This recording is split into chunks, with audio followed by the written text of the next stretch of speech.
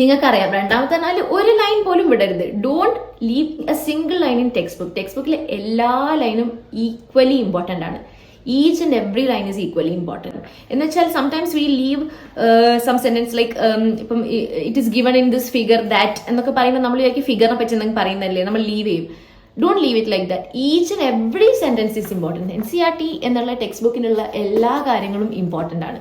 പിന്നെ ഉള്ള കാര്യം എന്ന് പറഞ്ഞാൽ summary. Don't leave the summary. സമ്മറിയിൽ ടെക്സ്റ്റിൽ നമ്മൾ മെയിൻ ചാപ്റ്റേഴ്സിൽ ഇല്ലാത്തതും സമ്മറിയിൽ ഉള്ളതുമായിട്ടുള്ള കുറെ കാര്യങ്ങളുണ്ട്. അതിന്റെ ക്വസ്റ്റ്യൻസ് ചോദിച്ച ചരിത്രങ്ങളും ഉണ്ട്. So don't leave summary. Summary ഒരിക്കലും ലീവ് ചെയ്യരുത്. നിങ്ങൾ അത് വായിച്ചുകൊണ്ട് നിങ്ങൾക്ക് എക്സ്ട്രാ വലിയ സമയമൊന്നും എടുക്കാൻ പോകുന്നില്ല. ബിക്കോസ് സമ്മറിയിൽ മെജോറിറ്റി എന്താ ഉണ്ടാകുക, നമ്മൾ വായിച്ച സാധനങ്ങളുടെ സമ്മറി ഒരു നോട്ട്സിന്റെ ഒരു വേർഷൻ ഉണ്ടാവുക.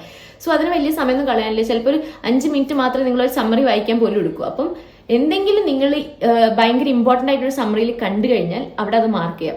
നിങ്ങൾ ഫുൾ ഇനി പിന്നെയും വായിക്കേണ്ട കാര്യമില്ല. ഒരു പ്രാവശ്യം സമ്മറി നല്ലോണം വായിക്കുക.